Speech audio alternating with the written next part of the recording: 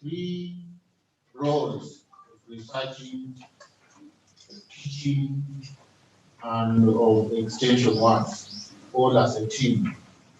And we should also discourage I think it's a bad culture that started with the double intake universities, where teaching load increased, and some of us have just been swallowed up by teaching load. We must also get out of that. So many of us, we just end up in the lecture halls and we don't teach others. We should be getting out of lecture halls and engaging in discussions.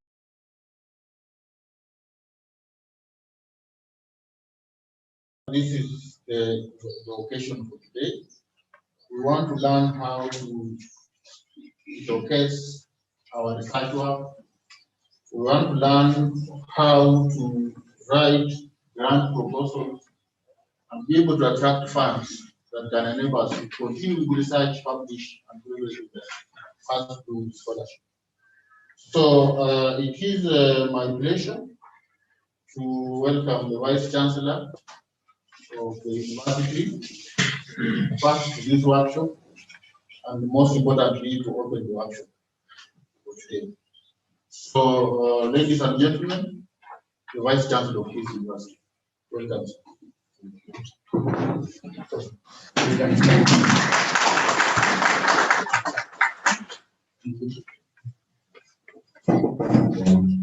Thank you very much. Kisiii.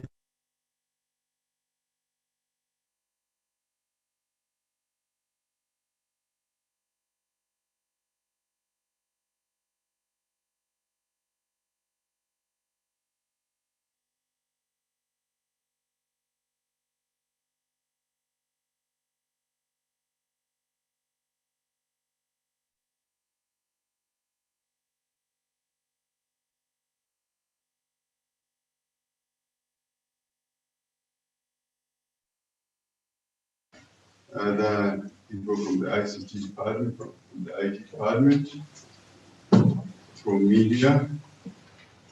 Good morning.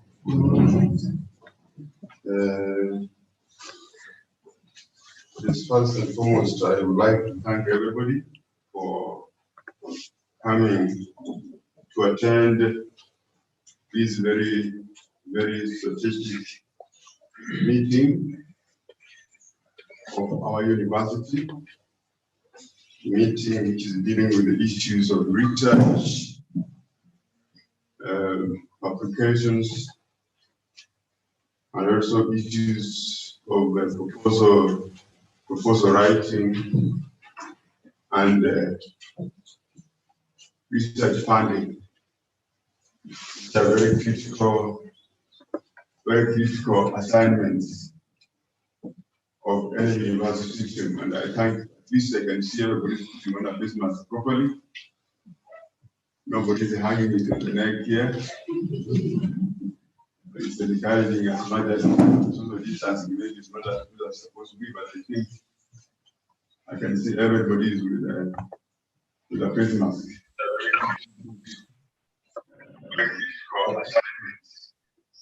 But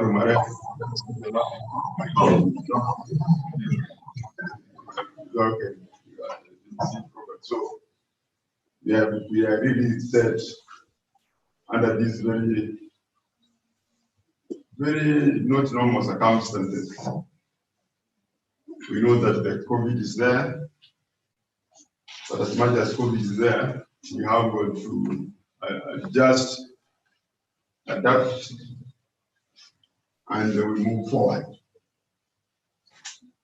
Maybe I've just remembered before I continue with my few remarks here, I would like us to stand, all of us. We observe a minute silence for the passing on of the elder statesman, Mr. Simon Nyachai, who was the only person who have ever given an honorary degree of Kisiii University. So can we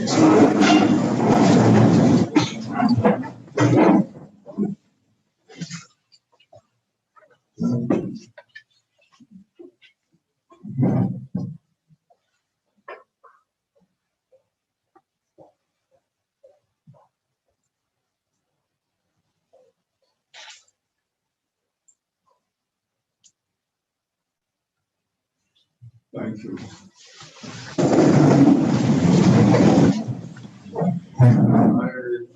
I see Dr. Yama has clearly stated,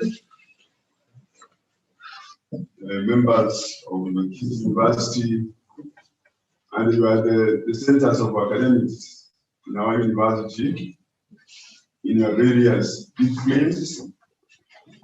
We have got to say that all of us, as we know, as according to the Universities Act 2012, as revised in 2016, also according to the Kisiii University Charter and the Kisiii University Statutes, those critical organs of university governance, all of them say that the core mandate of a university, more so from the Kenyan perspective, but it's more almost all over the world. It's as the DPC said, is to teach, undertake research and innovation, and also to engage in community outreach. That is the core mandate of the university, where all of us, we are asked to fit into that given policy framework. As regards to that, once one is hired in a university setting, either as a tutorial fellow, as a lecturer, as a professor, your terms of employment are quite clear. Your term of employment again derives from the mandate. You are employed in a university environment to engage in rigorous teaching, to engage in a productive research and publication, and also the dissemination of your research findings and other forms of knowledge. Those are the key terms of engagement for all of us when we join university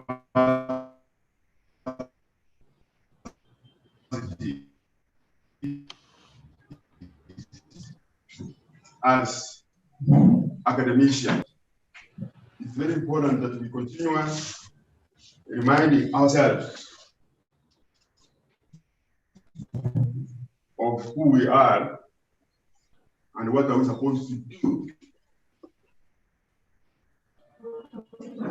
So within that, the university policy framework, I would like each and everyone in this room to ask yourself a very simple question: that are you meeting, since you have been working here in this university for a number of years,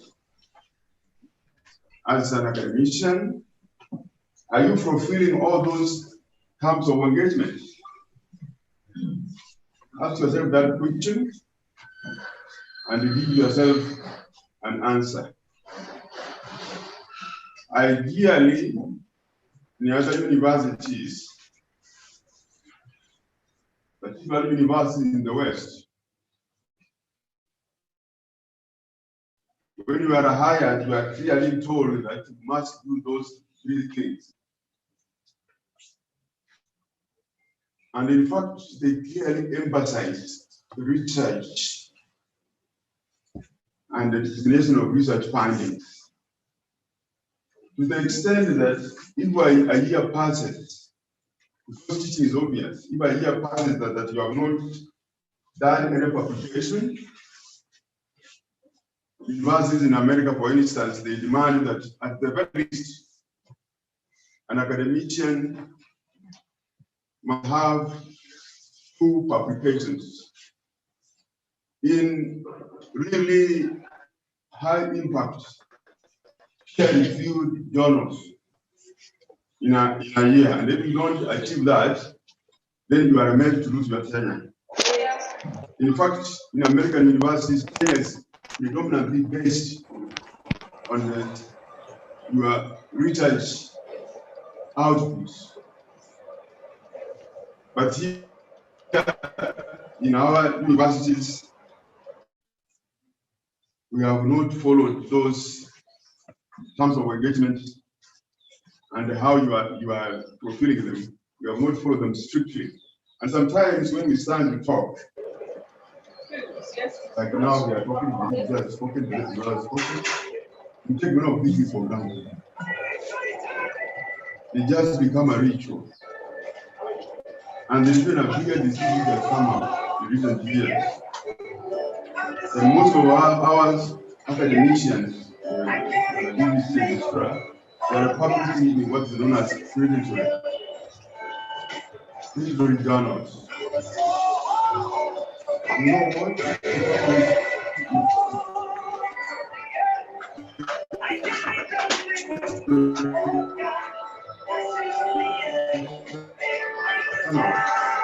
That is just, and then we present those publications to the BBC, the vice chancellor, that now our published 15 applications, and I'm with you for promotion.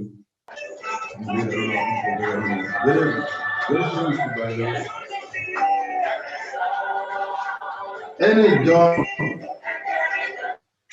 where you are asked to pay $100, $800, $300 for getting, those are completely paid. Real academic journals, they don't ask for even a cent for you to publish in those journals, because they know that what you are presenting to them, if it is taken through a panel of competent reviewers in that discipline, and they find that your work has got academic value, the paper is published, and that paper improved the rating of that journal. The journal's rating is rated highly, and through that, their institutions subscribe, individuals subscribe, and they raise a lot of money. So they don't ask you to pay even 1 cent. How is that? So that is the center of academia. That is the center of academia, and that is what makes you to be really an academician in any university setting. In this regard, my dear brothers and sisters, what distinguishes a university,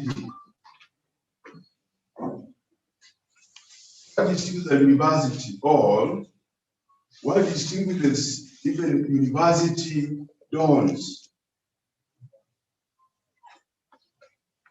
is from other educational institutions, say from high schools, from mid-level colleges. What distinguishes universities from those institutions is the levels of research. The levels of research, knowledge creation, and the dissemination of knowledge taking place in the universities. So, universities are supposed to be centers of creation. Universities are supposed to be centers of innovation. They are supposed to be centers of problem solvers, providing solutions to complex problems humanity is facing in all sectors of society. So, if we are not doing that, then our tenability as people working as academics or as academicians in the university is highly brought into question. In other words, we are measuring below what is expected of us. My dear academicians, I want to clearly state that within that context, African universities, and here it includes now Kenyan universities, both private and public, and even Kisiii University also is part of that, are currently they are the crossroads. They are the crossroads in many avenues. But now, one of that element which put African universities, Kisiii University included, is in terms of do we have quality academic staff? Do we have quality academic staff? Are we undertaking quality training? Or do we have quality students,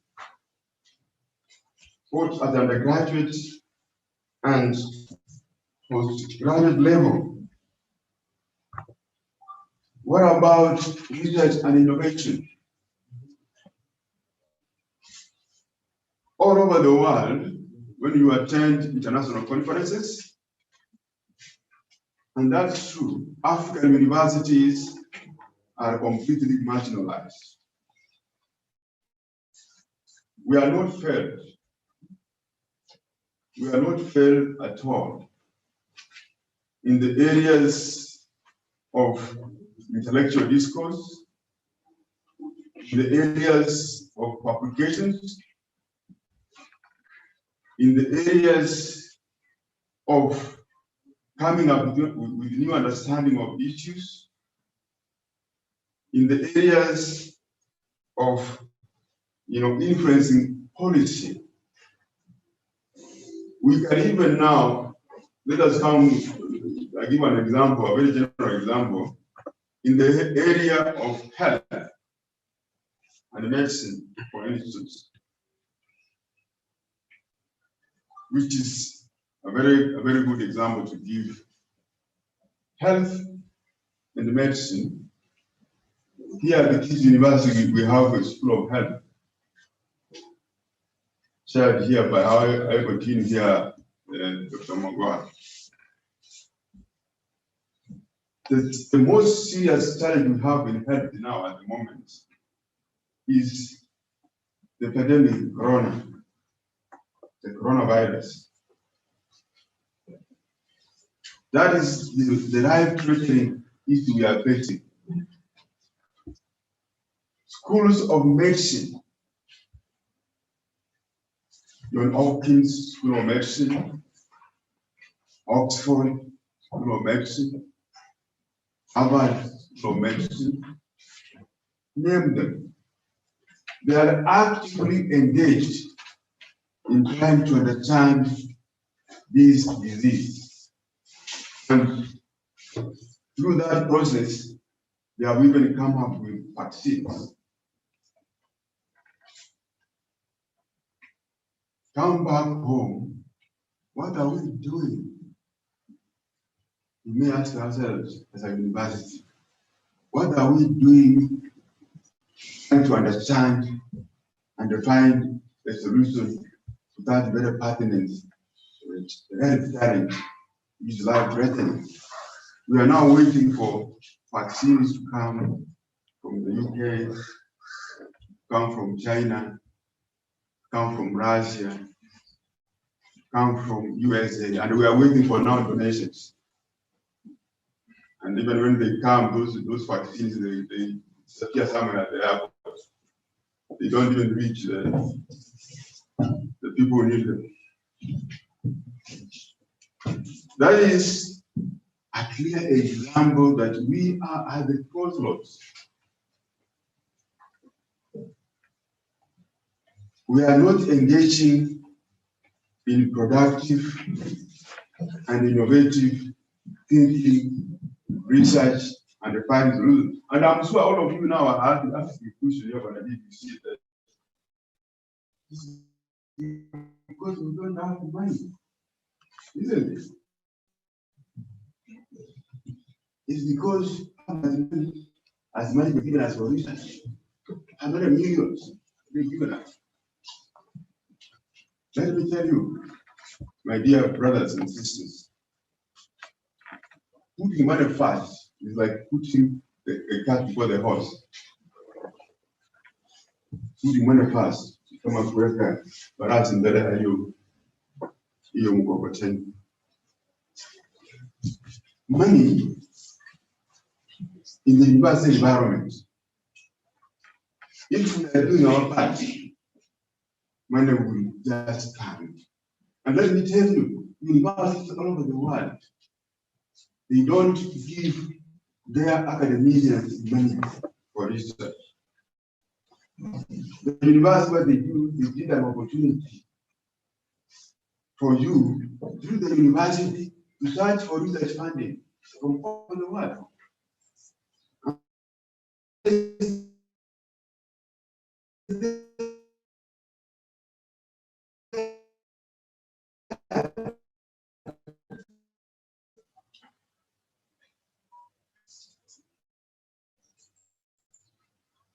Here in the world, so that there is need and you have the capacity to undertake research, to writing.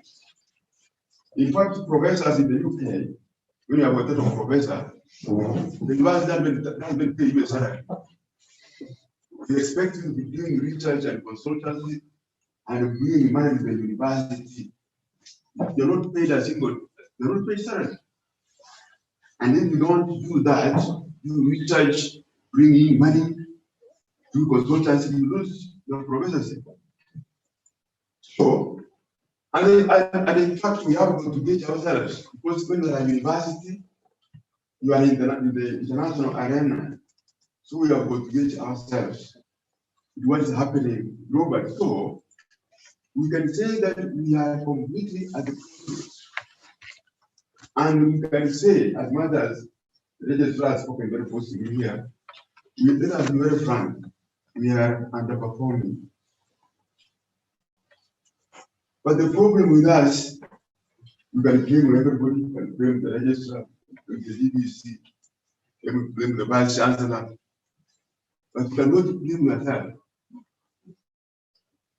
So I think that this important meeting here on research and research funding, one of which I think is for all of us to undertake a personal reflection and try to understand where we fit in this context of academic issues. By the way, when you are an academic in any university, what is named, you as an academician, you are supposed to base your day-to-day teaching. You are supposed to base your day-to-day teaching on sound research, and whatever knowledge, skills you deliver, this will be based on the most up-to-date research findings. where you're also engaged as an expert in that given specialty. But now, look at what we are doing. We go and get a textbook, 10 years old. Basically, we just cut and paste. And that's what we present also. Even at the postgraduate level. That is very unfortunate.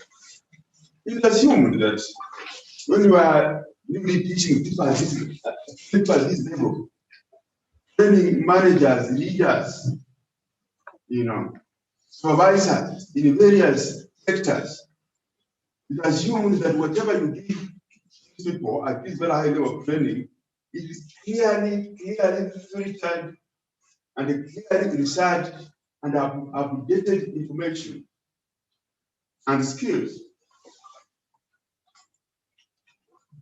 so that we produce people who will go out there and be problem solvers.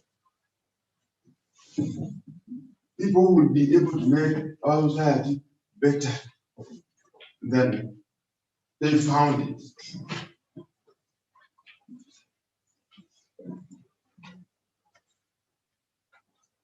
So, what I'm saying here, those issues are not really rhetorical issues. Those are very critical issues. And I have once more again to ask, my dear dons who are here, distinguished dons, professors are here, very senior people are here, academics. Let's again ask ourselves, are we making any impact? Are we making any impact in finding solutions to the complex problems that our society faces? In all sectors, may they be in agriculture, may they be in health, may they be in business, may they be in education, and the human resource development, may they be in the environment, environmental issues we are facing, such as climate change, pollution, and the land degradation, even at the doorstep of university. There's a lot of land degradation happening. Even in politics.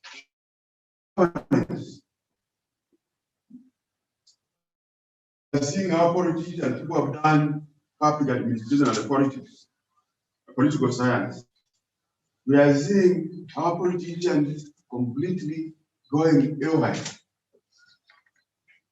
Are we trying to understand what is the cause of that phenomenon? Why do politicians behave the way they do?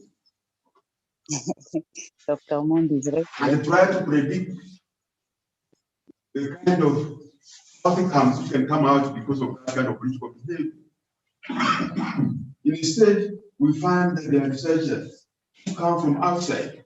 A good example is a professor who's now retired, Professor Marxus, by the name Maxson, Robert Maxson. Robert Maxson, in fact, he calls himself an African who has specialized on Kenyan history, Kenyan politics, and Kenyan governance. He has even written, you want to Google Robert Maxson, he has even written papers concerning constitution making in Kenya. They are there. Very scientific expose.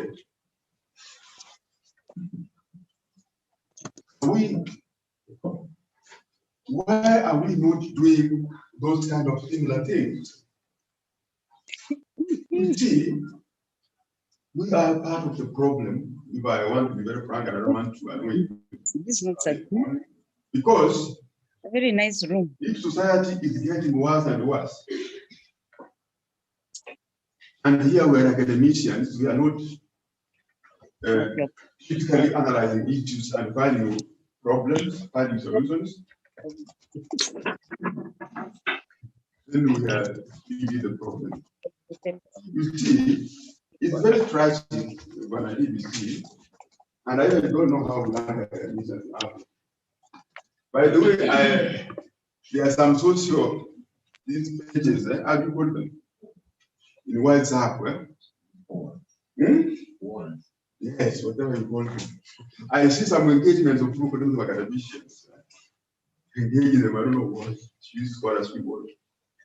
I get so much. We are totally pedestrians, non-academic, and really we don't know what is our scientific role in society. He's wondering.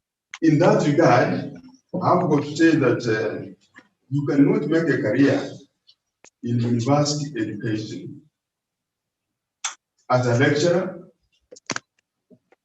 if you are not engaged in meaningful research. That's when I think you have got to find out that there is no way you can form a career in university. Like many of you here, the DBC will tell you, and the registrar, many of you here, in terms of the time frame, you have finished the time frame to be promoted to the next level. And let me tell you that we are very much ready to promote you guys. But now, when we receive the applications, we find that we don't meet the minimum criteria of what the key says. We are even trying to review that criteria to bring it down again. But let me tell you that when you make mistakes, there is what they call the minimum criteria for promotions. So, guys, we are clear examples that if 3 years goes, we're going to be promoted to the next level, means that we are not really having a career in the university system. Let me tell you, we promote you. Not even today, but even yesterday, if you need those requirements, we promote you.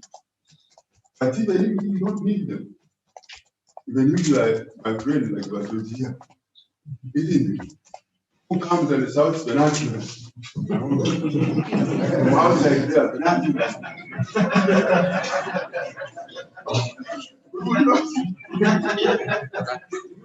All where is this? Is not good as well as directed from. We will not.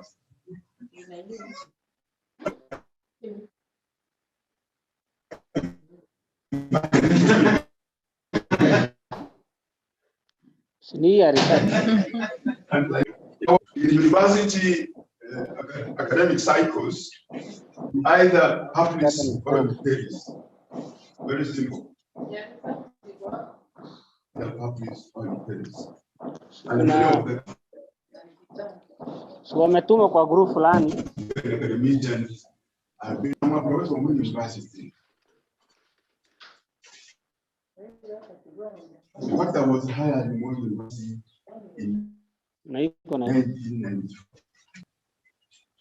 And even before I started working at Mo University, I didn't work elsewhere.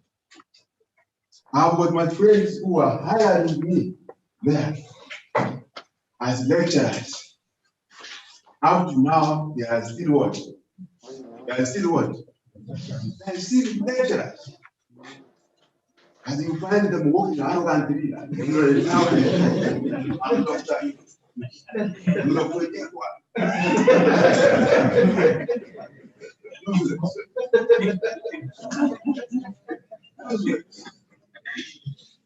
In fact, if we are to do it right, all those people are supposed to do that thing.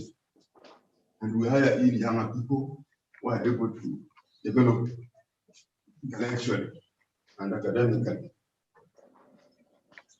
Furthermore, we have got to ask, if I need to move faster so that I finish, we need to ask how impactful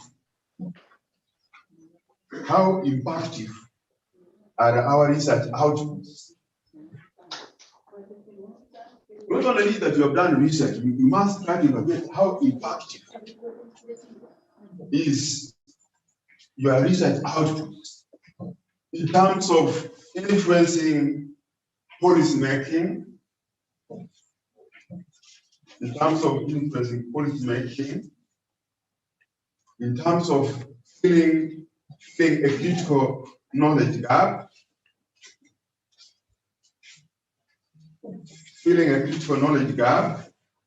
or in terms of solving a given critical or complex problem. So you need to go a step higher to try to find out how impactful your work is. One of the simplest way of doing it is seeing how much have you been cited. You Google your article, your published, and find out how many citations have they managed to acquire. I was surprised that last week I was interacting with a professor whom we engaged with in 1993. And we got all the 2 papers with him in 1994.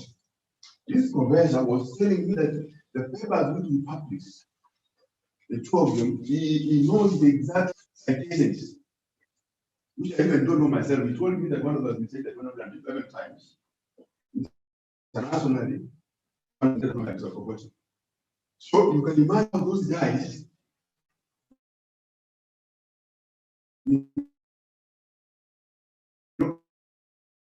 What was done way back in of use. In this connection, therefore, we can even, on a very broader context, you can say that a country cannot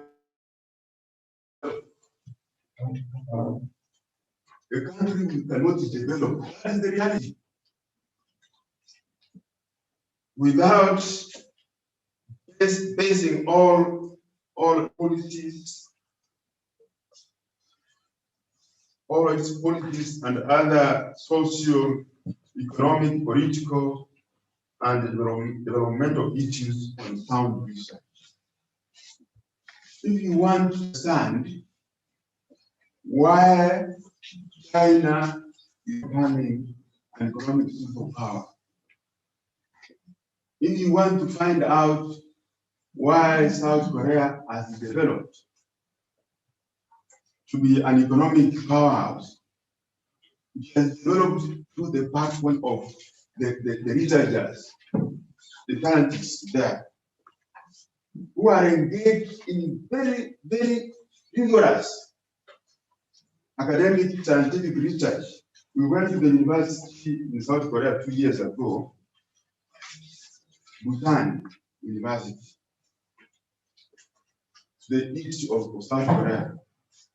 They told us the kind of research they are doing. In fact, the government controls the University of Busan, anything health.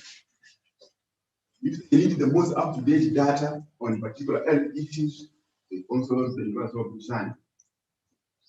Anything Africa.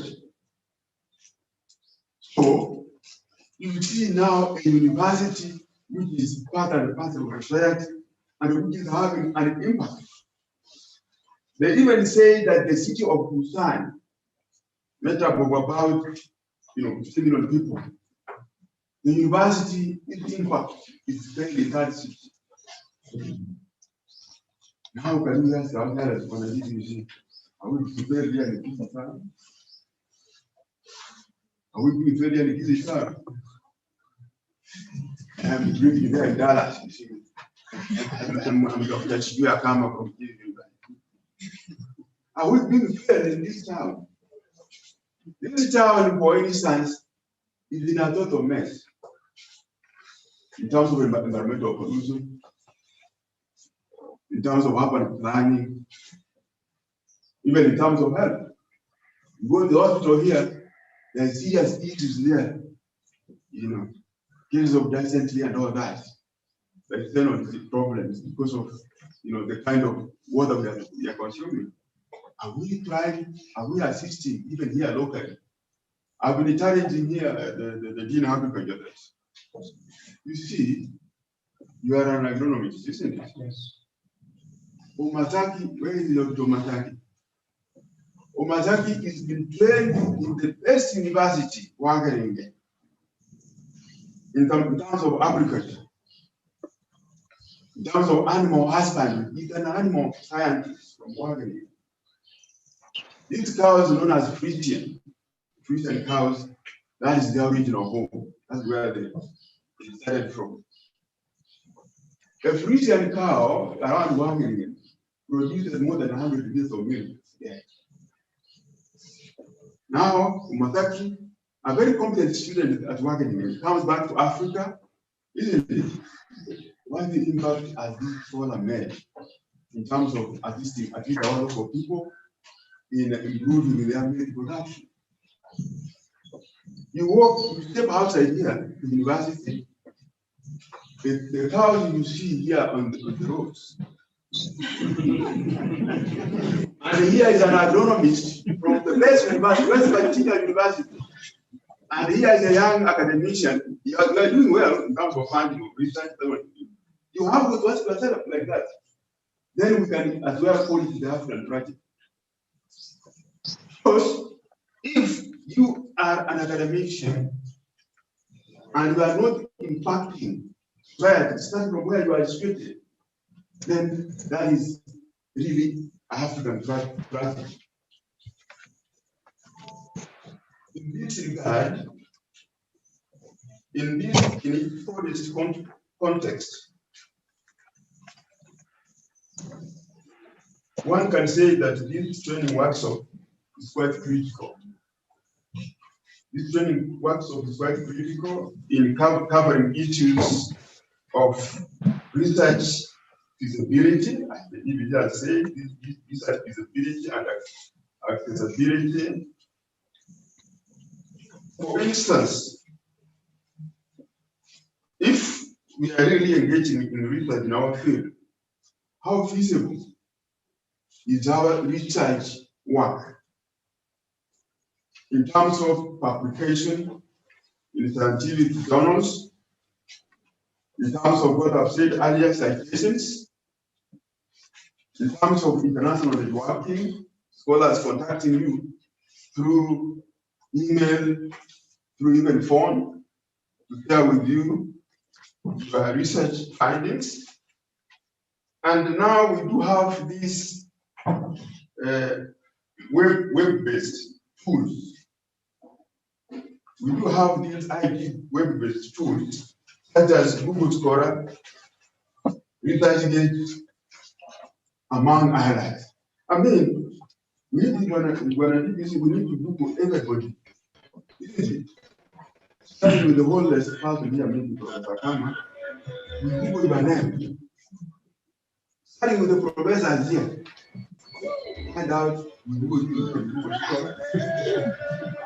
Isn't it? Another, an academician here, we also Google.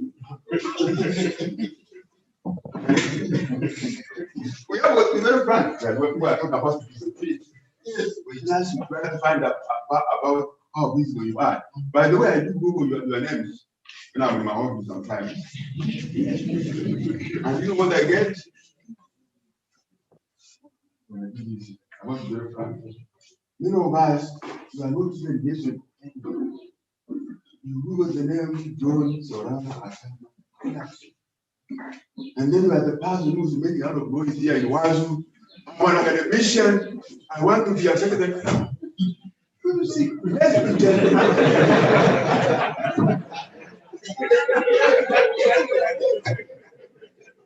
By extension, how feasible is Kisiii University? How feasible is Kisiii University in the global network of universities? We are doing very poorly in terms of our visibility globally. Maybe we can avoid outside of Ghana, DBC, the Jesura, you ourselves a D plus on that. A D plus. Now, For instance, in the recent we've met with ranking. In the recent we've met with ranking, Kisiii University was ranked for 22 out of the 74 plus universities in Kenya. A drop, we are dropped from position 17. So we dropped 5 places. So we are moving backwards.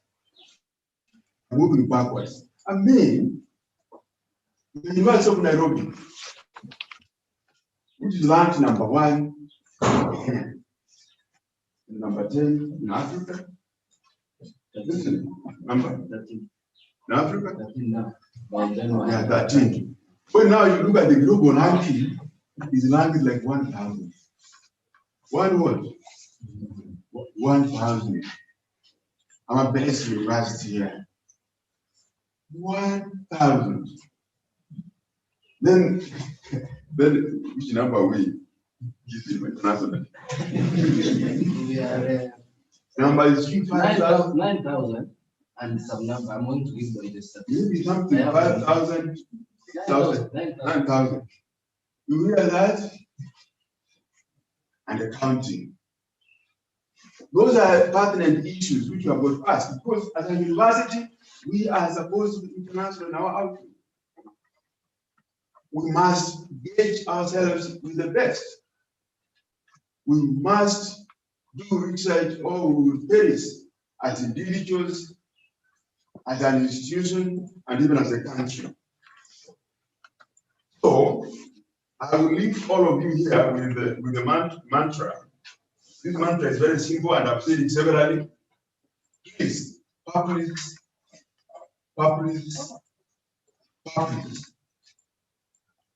In order to take yourself and this university to the next level.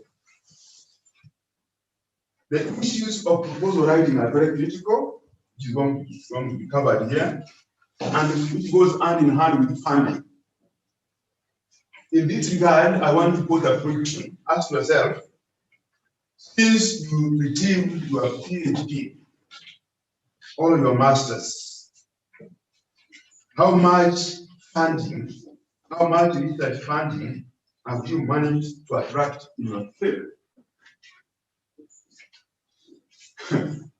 If you have attracted nothing, then that PhD which you have is not even worth the paper on which it is printed. That's true. Never even imagine, and you see the problem here now. It is so finished. I've talked, and the talk is still from the room of my heart. But we've been here na sema mambo ya mzee mzee kule. Nikiona natuambia mimi kufanya kazi hapa Moi University ya Burundi. Nienda hapa nje ni kutana na what my lecturer mimi na she telling me what I'm going to go today. And they're making plans to go to step out. And I come and they ask you, I come what I need that. Are we going to make it over? Then you tell them that we are publishing. Publishing for what? This guy is crazy. That shows on how messed, on how useless we are. So this meeting is very critical, and we should be having these similar meetings. There are ideas coming up on how we can even improve on our website, and I appreciate particularly SARS, isn't it? The dean is there. You have really improved and expanded your website, and that's part of that journey of enhancing our visibility. So with those few and minute marks, I think I leave it there, and I wish you the best of luck in your academic endeavors in this university, and more so in this particular very important research workshop. And with those words, I now declare this workshop for being very open.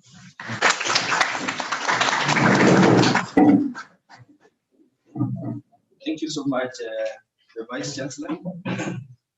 You have really captured a number of issues that we are going to discuss. And you are going to water it down in some of our presentations. This is exactly what we were going to talk about and discuss at research at the university. And we want to assure you that we are very happy today because today we are not going to share units to teachers. Today we are going to talk about research, and I'm very sure by the end of this training, as I said from the beginning, we will indeed benefit. We really want to change our orientation in terms of the way we handle research, and it is a priority in our academic endeavor here. We do teach well. Most of us are good, in fact, all of us are good teachers. We do deliver in class, but we also want to deliver in research so that at least we are somewhere in the global map academically. We are not doing well. As the Vice Chancellor has said, our ranking is not very good, and probably that's what informed this meeting. That's why we thought that it's necessary that we look at issues that are making us not to be reasonable. We may be engaged in research somehow, yes, but who knows that we are doing it? Are we really affiliated with this university? Are you a member of this university? When people get to going to the website, do they find you a member of this university? You might be doing your research in isolation, and probably you are not boosting the university. And you run to know with time that the research that you are doing is the property of the university. That's when we have to change our thinking. It's the property of the university. That's why the Vice Chancellor was saying that in some of those universities in the West, particularly the US, you must engage in research, and you must publish, you organize the university as well. In the event you do that, you are kicked out of the university. Thank you, Vice Chancellor, BBC, Registrar. I think at this point in time, you can live at your own pressure as we organize ourselves to study the presentations. We have really hit the time if you look at the timetable, and we really want to cover those issues so that at the end of the day we are smart.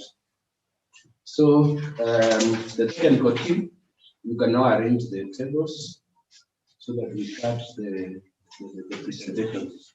Thank you so much. Dr. Masaki, you are aware you are the one to moderate this session, the next one.